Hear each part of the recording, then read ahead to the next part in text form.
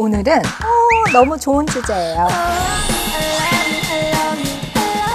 보통 이런 날 드라마에서 분위기가 막 무르익었을 때 이런 식으로 진도가 가던데 분위기 있게 상대방을 싹 밀고 들어오는데 저기 나는 이게 아닌 것 같아. 이러면 얼마나 서로가 당황스럽습니까? 그냥 생각 없이 내뱉은 말이죠. 생각보다 살집이 있다. 뭐 이런 말들 때문에 그래서 이제 자신감이 하락되고 두려움이 많을 때 할 자유를 행사하지 않게 되겠죠. 스킨십을 하는 게 자연스러운 거긴 한데 여러분이 관계 안에서 섹스를 잘 컨트롤하기 위해서는 여러분이 잘 사용하셔야 진정한 내가 원하는 내가 행복한 스킨십이 될 수 있을 겁니다.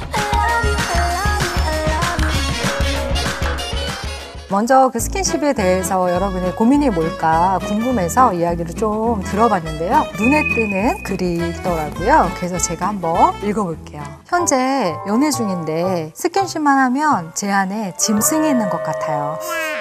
저는 사랑의 표현인데 혹시나 그 사람은 제가 밝힌다고 싫어하면 어떡하나 고민이 됩니다. 스킨십 할 때마다 저와 달리 연인의 표정이 좋지가 않아요. 제가 스킨십 하는 게 싫은 걸까요? 저는요, 진도만 나가면 그렇게 한 사람의 얼굴이 떠올라요. 우리 엄마 얼굴이요. 스킨십이 진해질수록 어디선가 엄마가 지켜볼 것만 같은데 스킨십이 나쁜 거 아니잖아요. 그렇죠? 예, 그렇습니다. 이 세 가지 질문 너무 귀여우신 것 같아요. 자, 오늘 그 스킨십에 대한 얘기는요, 두 가지 자유에 대해서 함께 생각해 보시면 좋겠는데요. 스킨십 할 자유와 하지 않을 자유. 스킨십은 할 자유를 쓸 때와 하지 않을 자유를 내가 자유롭게 선택해서 쓸 때 진정한 내가 원하는 내가 행복한 스킨십이 될 수 있을 겁니다. 먼저 할 자유에 대해서 우리가 한번 생각해 보도록 하겠습니다. 스킨십은 정말 너무 아름다운 거거든요. 인간이 태어나서 성장해 가면서 느낄 수 있는 기쁨, 정서적인 만족이랄지 육체적인 어떤 쾌감이랄지 이런 것들은 자신의 내면과 더불어 관계가 아주 풍성해지는 것입니다. 그런데 어려워요. 예를 들어서 스킨십에 대해서 좀 부정적인 개념을 갖고 있거나 아니면 이전에 스킨십을 했는데 상대방한테 상처받은 말을 들은 거예요. 그냥 생각 없이 내뱉은 말이죠. 생각보다 살집이 있다. 뭐 이런 말들 때문에 너무나 상처받고들 한다고 하시거든요. 그래서 이제 자신감이 하락되고 두려움이 많을 때 할 자유를 행사하지 않게 되겠죠. 그러면 우리가 할 자유를 잘 누려도 되는 이유. 흥미로운 조사를 먼저 하나 살펴보겠습니다. 한국인의 스킨십 행위에 관한 문화소통적 기술이라는 주제의 연구가 있었는데요. 이건 어떤 관점에서의 연구였냐면 스킨십 행위를 일종의 그 문화적인 행위, 예를 들어 그 외국 사람들을 만나면 이렇게 껴안기도 하고 막 볼도 부비고 막 가볍게 막 볼키스하고 이러잖아요. 이렇게 문화적인 행위로 간주했을 때 그에 비해 한국인의 신체 접촉 양상에 대해서 어떤 생각을 갖고 있는가 이제 이런 거였어요. 그래서 이제 경인 지역의 24세에서 34세 사람들을 대상으로 조사를 했는데요. 함부로 만질 수 없는 부분이 있는데 우리의 가슴과 생식기 주변은 아무도 함부로 만질 수 없어. 그렇게 얘기했고 대신에 머리, 그 다음에 목, 어깨 이렇게 톡톡 하는 거는 그래도 뭐 괜찮아. 약간 마음을 열 수 있어. 이렇게 얘기했고요. 전체적으로는 서양보다는 인사로서의 스킨십 이런 것도 관대한 문화는 아니었다라고 이제 그 연구에서는 나와 있어요. 엄마 아빠가 집 안에서 뽀뽀하거나 엄마 아빠가 집 안에서 포옹하는 것 혹시 자주 목격하시나요? 아마 보통 안 그러시단 말이죠. 이런 것들도 우리가 이제 움츠러드는 이제 배경적인 요인이 될 수도 있을 겁니다. 우리가 할 자유를 자유롭게 사용하지 못하는 데는 또 다음의 이유들이 있겠죠. 첫 번째, 우리는 성적인 존재로 성장하기를 독려받지 못했다.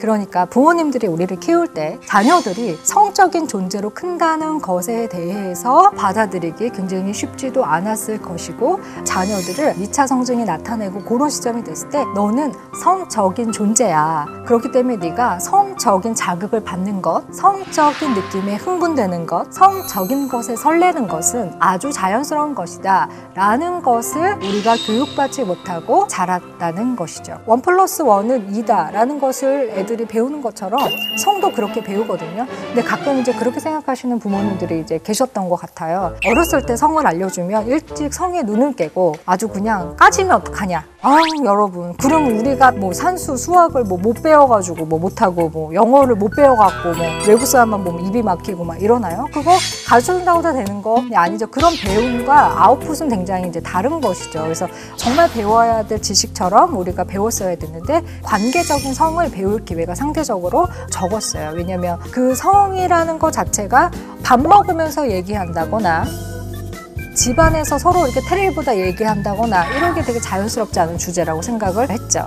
그래서 성은 편안하게 얘기할 대상이 아니었다. 엄마 애기는 어떻게 나와? 아빠 애기는 어떻게 생겨? 이런 말에도 이제 잘 우리가 명쾌한 대답을 듣지 못했죠. 그래서 우리가 할 자유를 행사하기 전에 몇 가지 컨디션을 좀 확인해야 하는데 첫 번째, 우리는 안전한가?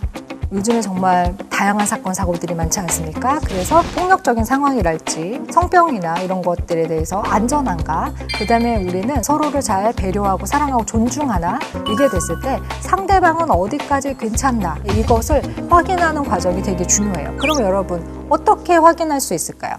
그냥 얘기하는 거예요. 그냥 얘기하는 거예요. 그럼 언제 얘기할까요?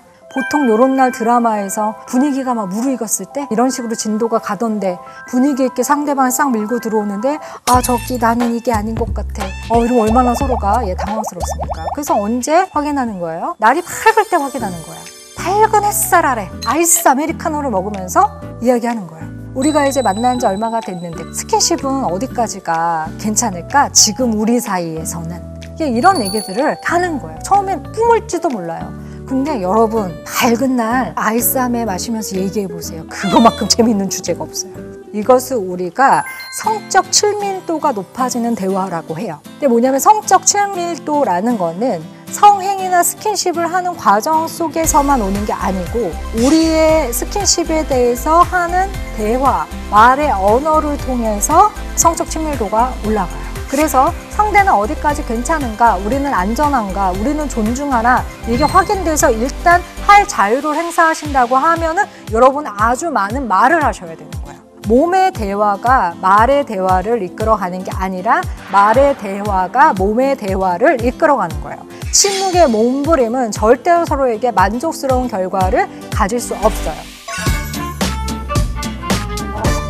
나를 아끼고 배려해주는 사람인지 스킨십만 목적으로 다가오거나 잠자리 후 사라지는 사람인지 어떻게 구별할 수 있을까요?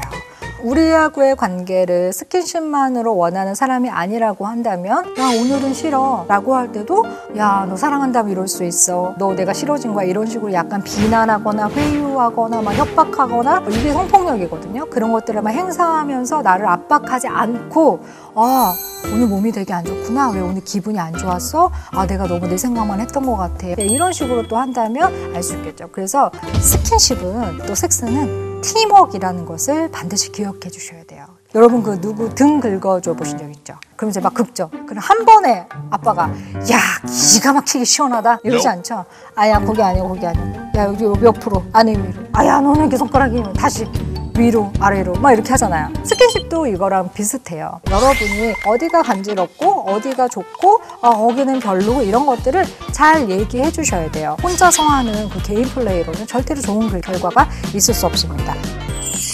그 다음에 이제 우리가 또 하지 않을 자유도 있겠죠. 연인 사이에서도 성적 자율권의 침해가 발생하지 않도록 노력해야 되는 거 굉장히 중요합니다. 스킨십을 하는 게 자연스러운 거긴 한데 때로 어떤 사람들은 자신만의 이유로 스킨십의 준비가 되게 많이 필요한 경우들도 있기 때문에 하지 않을 권리에 대해서도 의사소통하는 거 되게 중요합니다. 예를 들어서 스킨십을 하고 싶지 않은데 상대방의 요청에 어쩔 수 없이 하는 경우, 노라고 하지 못하는 경우는 보통은 이제 좀 낮은 자존감이 있거나 좀 마음에 상처가 있거나 이 관계를 잃을 것 같은 두려움과 어떤 불안감이 있을 때 하지 않을 자유를 잘 행사하시지 못하는 경우가 많은 것 같았어요. 자, 그래서 성인이 원치 않는 성행동을 상대방의 요청에 의해서 내가 그냥 허락했을 때 이게 관계에 어떤 영향을 미치게 되나에 대한 연구였는데요. 첫 번째, 관계의 만족도는 결국에는 되게 떨어졌어요. 당연히 그렇겠죠. 거죠.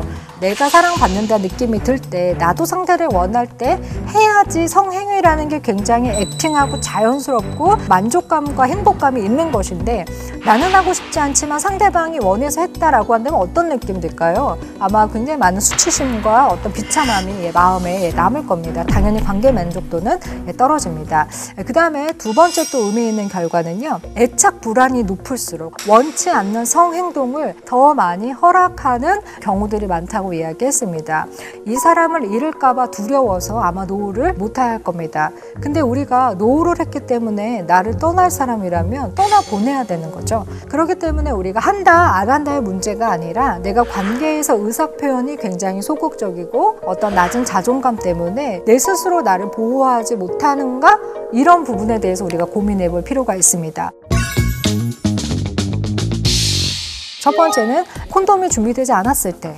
다행히 요즘에는 그 노콘 노색이라는 그런 용어가 생길 만큼 콘돔 사용에 대한 인식이 굉장히 올라갔지만, 콘돔은 단순히 피임의 문제뿐만이 아니라 어떤 성병에 대한 문제에도 굉장히 많이 보호가 되고 있죠. 그래서 여러분, 성 건강을 지키는 거는 여러분 평생 건강에서 되게 중요한 문제예요. 그리고 피임의 문제는요, 내가 지금 임신하기를 원하지 않는다라고 했을 때는 반드시 피임을 하셔야 되는데, 피임은 각자 다 해야 하는 게 완벽한 피임입니다. 너가 하거나 내가 하거나 선택하는 문제가 아니고요. 근데 예를 들어서 여러분이 질외사정이나 배란축이나 자연 피임 이런 거는 그런 무식한 소리는 이제 하지 않아야 돼요. 그거는 피임이 아닌 거죠. 그 다음에 정서적인 관계가 좋지 않을 때, 예를 들어서 연인 관계에서 섹스를 시작한 관계는 계속해서 섹스를 해도 된다고 생각하시는 경우가 있더라고요. 이왕 한 사이인데. 근데 그렇지 않습니다. 예를 들어 우리가 1월 달에는 사이가 굉장히 좋았어요. 서로 사랑했고 배려했고 갈등이 있었지만 잘 됐어요. 그럼 1월 달에는 우리 충분히 섹스를 할 수 있는 사이였죠. 근데 3월에는 약간 상황이 달라질 수 있어요. 분명히 갈등이 있었지만 제가 나에 대한 존중감이 없었고 우리는 아직 오해가 풀리지 않았고, 그러면 섹스할 수 없는 상태로 바뀔 수도 있는 거죠. 그렇기 때문에 항상 그런 컨디션들을 서로 간에 얘기하고 의사소통하는 게 장기적으로 좋은 관계를 위해서는 도움이 되겠죠. 그래서 여러분, 결국엔 스킨십이든 모든 관계든 끌려오는 사람보다 자기 페이스를 가지고 가는 사람이 훨씬 더 매력적인 법입니다. 마지막으로 알랭 드 보통의 어떤 글 한 귀를 소개해드리면서 마칠까 하는데요. 성적 기벽을 없애려고 아무리 애를 쓴다고 해도 섹스는 결코 기대만큼 단순해지거나 유쾌해지지 않는다. 섹스는 근본적으로 민주적이지도 친절하지도 않기 때문이다. 섹스는 우리의 기대와 달리 사랑 위에 얌전히 앉아있기를 거부한다. 여러분이 관계 안에서 섹스를 잘 컨트롤하기 위해서는 할 자유와 하지 않을 자유를 여러분이 잘 사용하셔야 우리는 섹스에게 통제당하지 않고 섹스를 잘 통제하면서 사랑도 잘 유지하실 수 있을 거라고 생각이 됩니다.